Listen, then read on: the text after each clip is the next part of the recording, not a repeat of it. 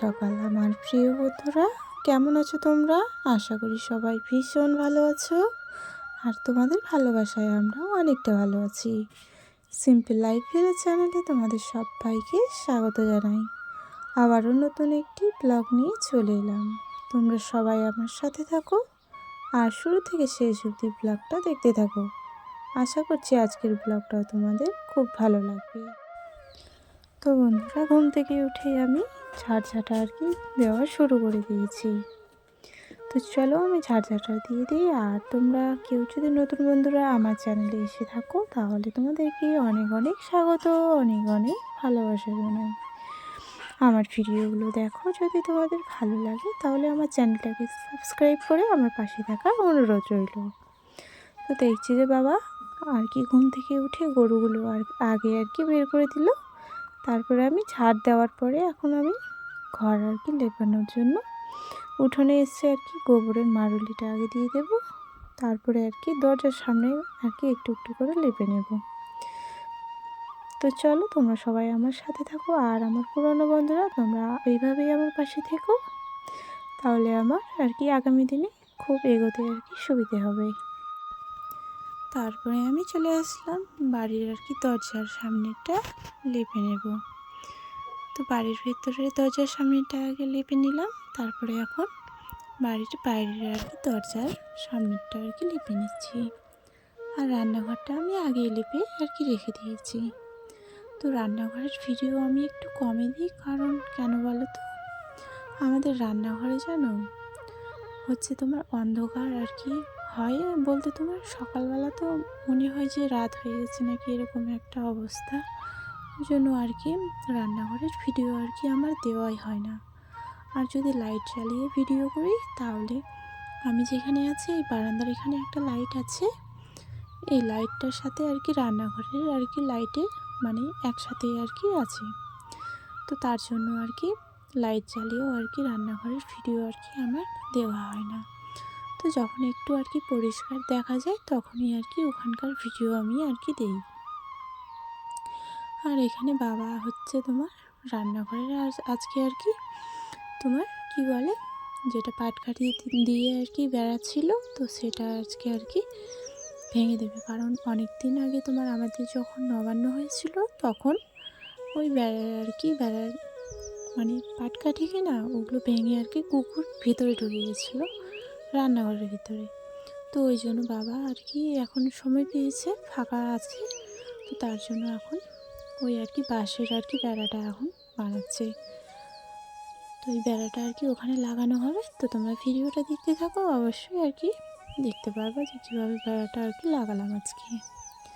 তো তারপরে এই যে কাপড়টা চেঞ্জ করে আমি কাপড়টা ধুয়ে একদম রোদে মেলে দিলাম। কিন্তু রোদের কোনো আজকে দেখা সাক্ষাৎ নেই, বা আজকে রোদ উঠবে কি না ভগবানই জানে, একমাত্র আমরা তো বলতেই পারবো না। তো চলো কলগেট ব্রাশ নিয়ে আমি এখন ব্রাশ করতে শুরু করে দিয়েছি। তো ব্রাশটা একটু করে তারপরে আমি একদম টিউবওয়েলে যাব মুখ ধুতে। তো চলো এখন আমার ব্রাশ করা হয়ে গেছে, তো এখন আমি চলে যাচ্ছি টিউবওয়েলে মুখ ধুতে। তো মার্শালে এখন আমি একটু কমই যাই, কারণ মার্শালের জল এখন জানো খুব ঠান্ডা হয়ে থাকে, তার জন্য। আর টিউবওয়েলের জল যত কুয়াশা থাকবে তত যেন গরম মনে হবে, যে হালকা কুসুম কুসুম যে গরম জল থাকে না ওরকম হয়ে থাকে। আর এখানে বাবা এই যে বেড়াটা বাঁধতেই ব্যস্ত আছে, কারণ আজকে বেড়াটা ভেঙে রান্নাঘরটা ঠিক করতে হবে। তো দেখো যে রান্নাঘরে আমি মুখ ধুয়ে আসার পরে এখন রান্না বসাবো।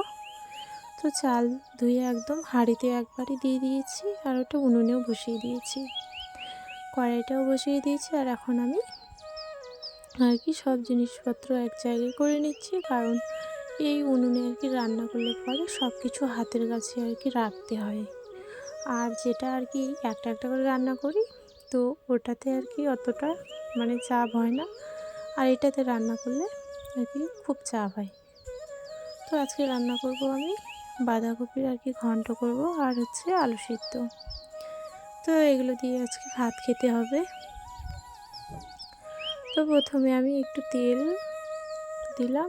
কড়াইটা গরম হওয়ার পরে আমি একটু ফোড়ন দিলাম, 5 ফোড়ন। তারপরে আর কি কাঁচা লঙ্কা টমেটো কেটে আর কি রেখেছিলাম, ওগুলো দেওয়ার পরে একটু নাড়াচাড়া করে আমি বাঁধাকপিগুলো আর কি এখন দিয়ে দিয়েছি। একটু লবণ হলুদ দিয়ে ভালো করে নেড়ে চেড়ে আর কি ঢাকা দিয়ে রেখে দেবো।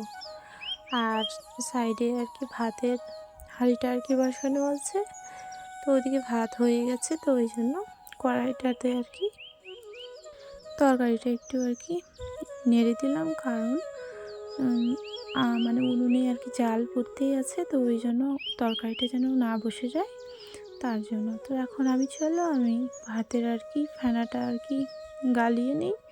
তোমরা আর কি ভিডিওটা দেখতে থাকো, আশা করছি তোমাদের ভিডিওটা শেষ অবধি আজকে ভালোই লাগবে।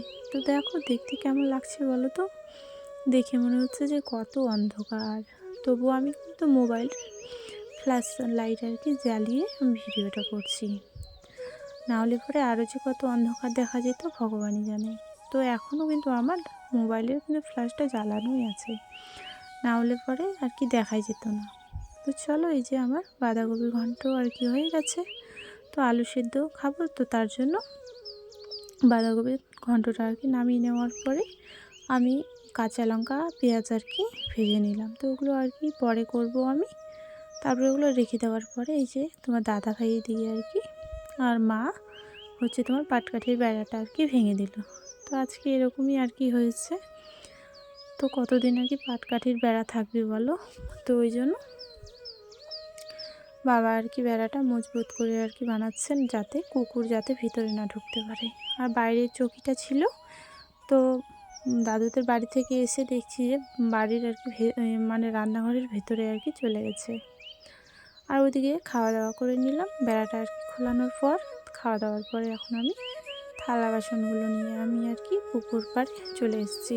থালে একটু আমার মেয়ের থালে আর কি একটু ভাত ছিল, তো ওটা আর কি আমাদের এখানে অনেকগুলো কুকুর থাকে, তো ওদেরকে আর কি খেতে একটু দিয়ে দিলাম। তো চলো, আমার এই দিকে আর কি থালা বাসন আর কি মাজা হয়ে গেছে, তো এখন আমি ভালো করে আর কি থালা বাসনগুলো ধুয়ে নিয়ে আমি আর কি রান্নাঘরে যাব। আর তারপরে বিছানাটাও আর কি গোছ করতে বাকি আছে, তো বিছানাটাও পরে আর কি আমি গোছ করে নেব। তো এখন বাবা আর মা বলছিল যে আগে বেড়াটা ঠিক করি, তারপরে আর কি বিছানাটা গোছ করে নিবি। তো এই যে দেখো বেড়াটা এইভাবে তুললাম, তো বেড়াটা এত ভারী যেন, মানে কাঁচা বাঁশের বেড়া করেছি, তো মানে শুকনো হলে পরে বেশি মানে ভারী করতো না, তো হালকা লাগতো। আর এখন মানে প্রচণ্ড ভারী লাগছে, তো ভাবলাম যে আমি ওই সাইডে গিয়ে ধরবো। তো এরকম করে আর কি মা বাবা আমি আর কি সবাই মিলে আর কি লাগিয়ে নিলাম। তো এই বেড়াটা দিয়ে যেন খুব সুন্দর লাগছে দেখতে। তো এর আগে যদি এটা করতো তাহলে এরকম দিন আর কি দেখতে হতো না। তো ওই যে সামনে মা যেখানে আছে ওখানেও তো পাটকাঠিরই আছে, তো ওটাও আর কি আমি পাল্টাতে বলছি। তো বাবা আবার কাজে ব্যস্ত হয়ে যাবে, ওই জন্য বলছে এবার না, ওটা আর কয়েকদিন থাক, যতদিন আর কি থাকে তারপরে আবার আর কি করে দেবে। তো চলো, খুব সুন্দর লাগছে, আমি আবার দেখলাম ভালো লাগছে। তো চলো এখন আমি বিছানাটা গোছ করে নিই। তো এসে দেখছি যে বিছানাটা দেখো এলোমেলো হয়ে আছে, কি বলবো আর তোমাদেরকে। তো একটু ভালো করে হালকা আর কি ঝেড়ে নিলাম, তারপর চাদরটা গোছ করে আমি একদিকে রেখে দিলাম। আর এখানে বালিশগুলো পুতুল সব কিছু যেন এলোমেলো হয়ে আছে। তো ওই যে ছোট্ট কম্বলটা আর কি গুছিয়ে রেখে গেছিলাম, তো আবার দেখছি এলোমেলো হয়ে গেছে। তো আমরা কালকে আর কি দাদু বাড়ি থেকে এসেছি, তো এসে আর কি বিছানাটা গোছ করা আমার আর হয়নি, তো এখন আর কি গোছ করে নিচ্ছি। তো চলো, কম্বলটাও আর কি লেপটাও গোছ করে নিলাম, বালিশগুলো একটা একটা করে রেখে দিলাম, পুতুলটা যেখানে থাকে ওখানে রেখে দিলাম। আর এখানে ভালো করে একটু ঝাড় দিয়ে নেব। তো এরকম করেই আমি পরিষ্কার করি, খুব একটা সময় পাই না গো,